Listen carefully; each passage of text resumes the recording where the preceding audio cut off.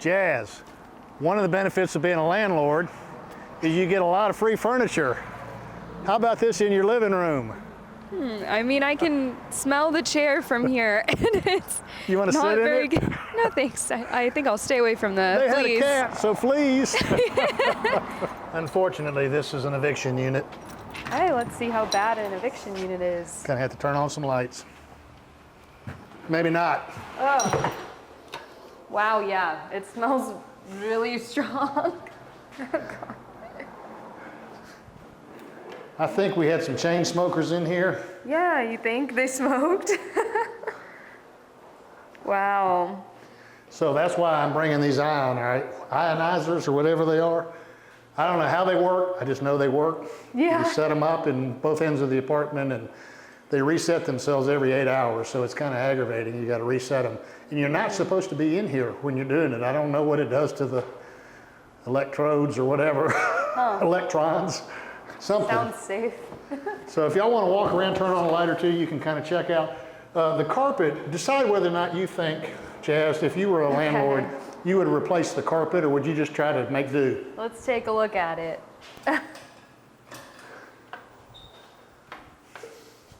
Wow.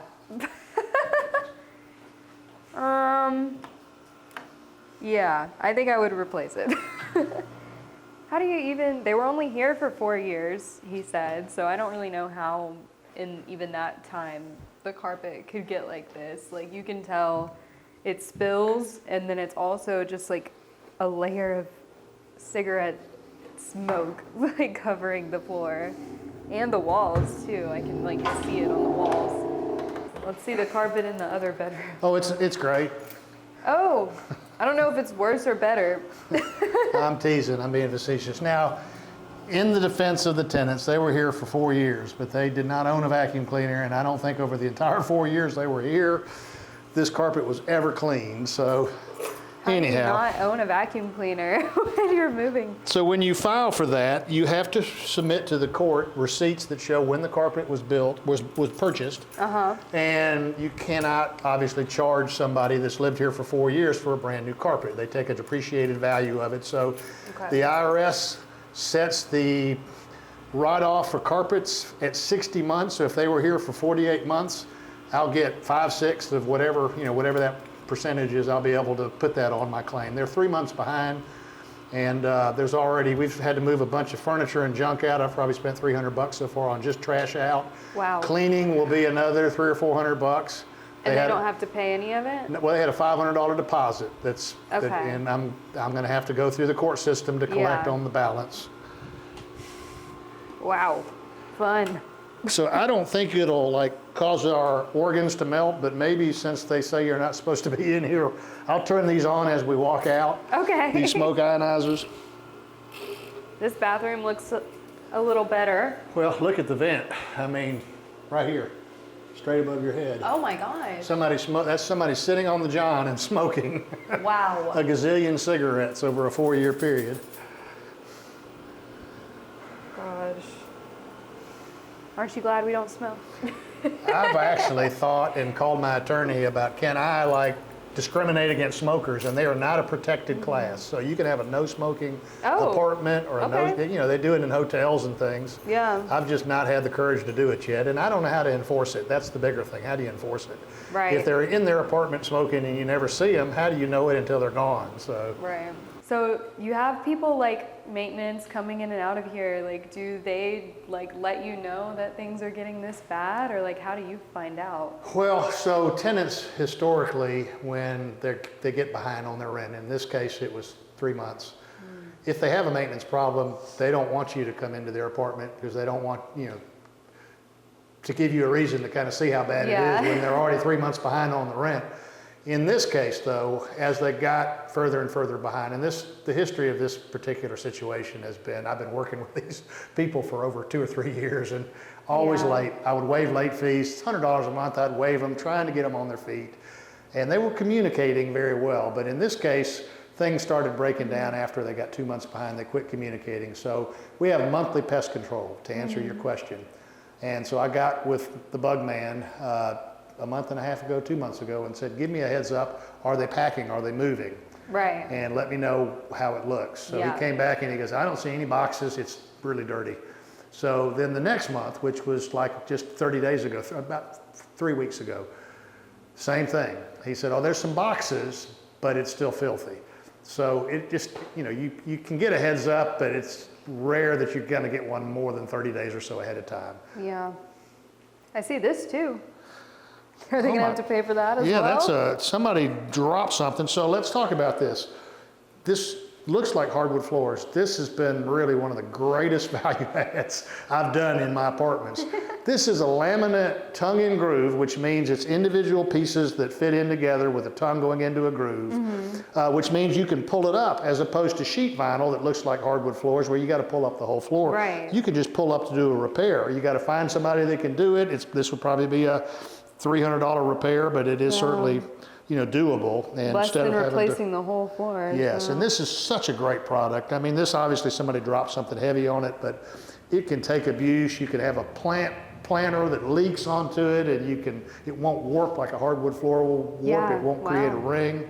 Great product. We used to have carpet in here, and what we found out, people would take their meal and come over here to sit to watch Yeah. the TV while they're eating. So there was like this grease trail, so we're like, let's get the carpet out of the That's dining room and crazy. the living room. So people do Wow. like to, particularly in the wintertime, they like to take their feet off the bed and have their feet on carpet. So I'll replace these two. I've already had Yeah. a carpet company come out, and it's like $800. It's not a big deal. So about $400 a room in this Okay. market. So I'm just thankful to get them out and to get a rent-paying tenant in here.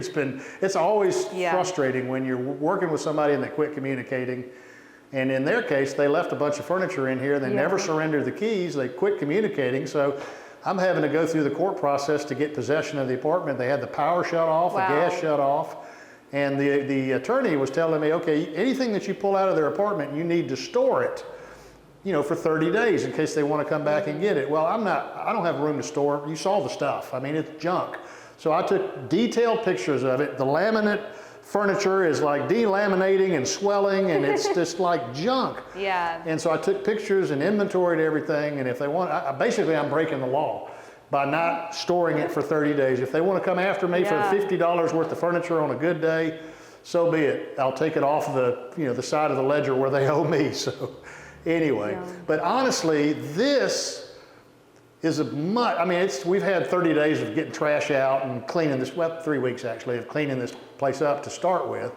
But this is better than most evictions. I mean, most evictions, like the Wow. last one that I had, where we did a segment, we looked at the floor plan after I'd already finished it up, had over 500 stickers on the wall. You pull the stickers off and the sheetrock comes off with it. I mean, just people doing the most gosh. idiotic things. And that was a disaster. We had to literally tediously pull each little sticker off, because if you pulled it too fast, you were creating a tear in the wall. So Yeah. this one, as far as evictions go, I would give it a 9, with a 10 being the best case. Wow. And we can hardly stand. I'm getting a headache smelling the smoke in here, but I can deal with that. I can have this apartment ready in a week, and normally sometimes it's 30 days to get, if it's really been abused. So I will have to I've got a contractor that'll Yeah. do this, and it's a small job, and he's got to put me at the head of the pack because he does a lot of work for me, but he may not get to it in the time frame that I want him to. But honestly, this is not a bad. I mean, they did some cleaning, but let's see what the stove looks like. Yes. Yeah, it's about a 5. That's an hour and a half of process in a can of Easy Oven Yeah. or Easy Off or whatever it is. I've definitely seen worse. I've seen worse, but I've seen better. Like I said, that's about a 5. The stove pans, that's $30. I mean, there's so much crud. I'm not going You to try gotta to. replace them? Oh yeah, I'm not going to. Would you cook on that? Well, no, but they're not Let's cleanable. see what the I mean, yeah, maybe if you scoured them with a SOS pad for 3 hours, I'm going to go spend $28 at Home Depot or Lowe's and change them out, and I'll put it on my corner of the ledger. I mean, that's actually better than just needs to be wiped out. So, all in all, this is Laundry room I've looks pretty seen a gross. lot worse. Yes. And before they moved in, we did this is just simulated granite countertop, Yeah. and we did the subway tile backsplash, and provided a washer and a dryer. I'll have to check them out before I leave them for the next tenant, make sure they work. But anyway, I don't have a whole lot of work to do in here. Yeah. I feel like you're gonna need to like clean all the walls and stuff. Oh, it'll be painted. The walls will be painted. That encapsulates the smell. Where you run into problems or with the blinds, the rope, that pull the blinds up. So I'm taking each blind off and sticking it in the tub and deep soaking it in a mixture of Clorox and water, and then we'll wipe everyone down and we'll do one at a time through that. Look at the windows. The windows look opaque because of the smoke film. I mean, just cleaning those windows up are gonna make this whole place look a lot better and cleaner. So, but this is a great floor plan. I mean, this is what I consider the best floor plan that attracts the avatar for this property, which is usually, not middle-aged professional that's either gone through it single again or never got married and just wants to have a spare bedroom for guests and or maybe family members and or an office. It's a great floor plan. Yeah, and we've, in previous episodes, have seen this same floor plan clean. And it's just so much different. Well, you didn't, your hair didn't start falling out when I turned on the ionizer in there, but we don't want to take a chance with her, so I'm going to turn this on if y'all are ready to run. So, all right, eviction. 2 days later. 2 days later. Let's see if it smells any better with those. Main thing is I want to know if y'all still smell the heavy smoke smell. It smells strong, I've been but running it's the not, ionizer. I think that's the ionizer, which... It's not the smell, it's not cigarette smell, it's the Get a smell picture of that bad boy, because I don't know the brand, but I would advocate for it. They're not on right now. No, they're off because we would turn green. Yeah, I don't know. That made it smell completely different. It doesn't. I don't does. smell. It's got like an electric smell to it. Yeah. It does something to the. It smells like a hotel pool. Yeah, it does. It smells like chlorine. Almost. It's not necessarily a pleasant smell, but it's not as unpleasant. Right. But after, I just was running them, and they cycle off every 8 hours. Yeah. So before we got here, it cycled off. But so this is 2 days of, I wanted to paint. I've got a prospect coming next Tuesday. I'm having the carpets changed out next Monday. I wanted to paint before the new carpets come in because I won't have to worry about drop cloths.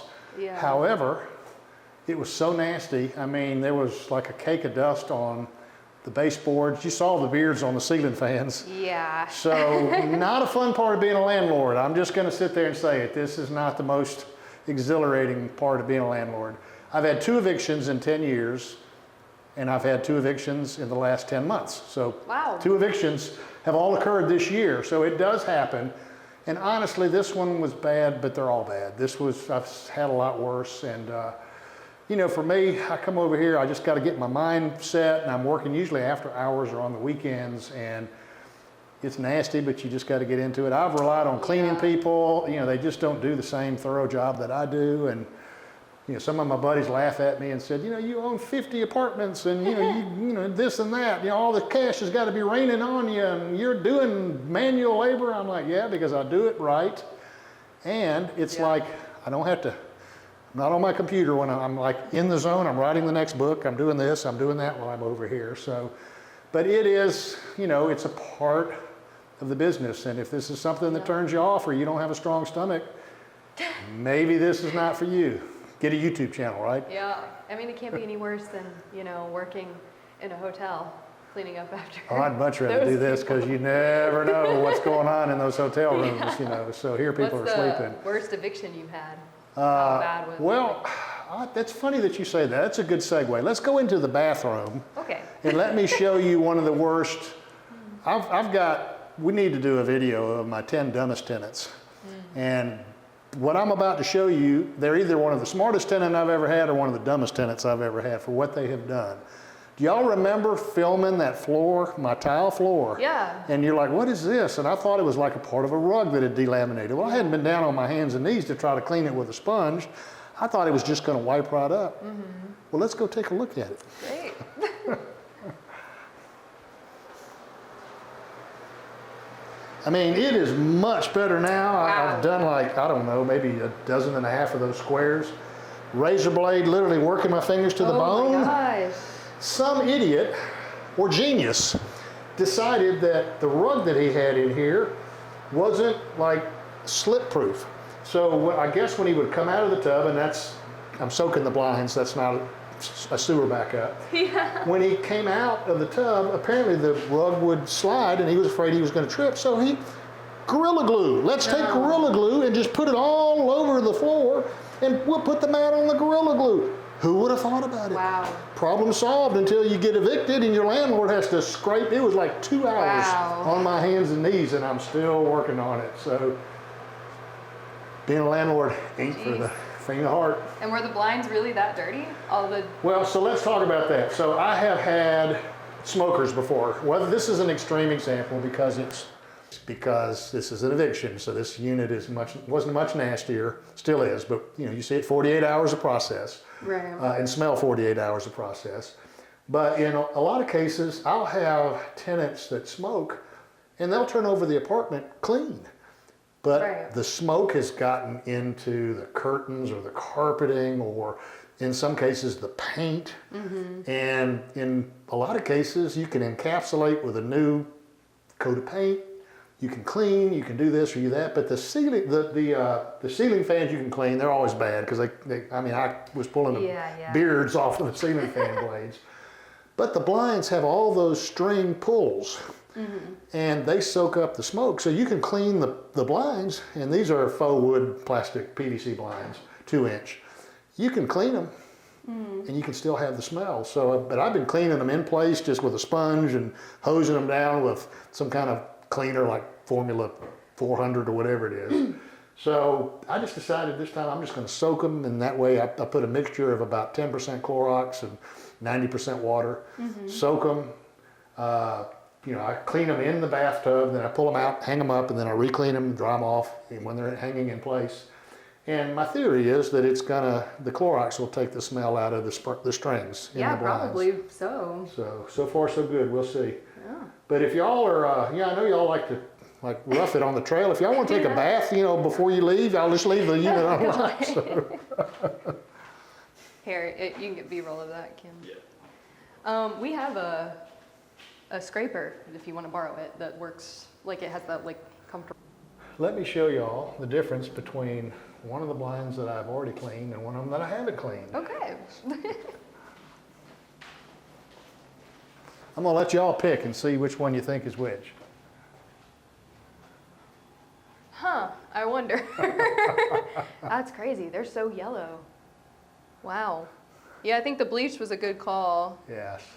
And I'm not gonna clean that one because of the broken slat. That's 34 by 72 is the side I need. They sell them at Home Depot. It's probably gonna be $45, $50, something like that. I'll keep the brackets in place so I don't have to drill new brackets and just put the same size right back in. I'm all about shortcuts. I don't wanna do a half-assed job on anything, but I'm all about shortcuts. And the reason is to have a prospect waiting to move in and to have a tenant that is occupying the apartment that is not paying rent and is milking the system to stay as long as they can stay until the sheriff literally comes and knocks on the door and says it's time to get out, is really painful. And it's really painful when somebody that wants to move in says, if you can't get me in by X date, I got to rent somewhere else because I literally have to be out of the place I am. So we've been in that scenario here. I have somebody that would take it next weekend, a week from this coming weekend, if I can get it ready. That's aggressive.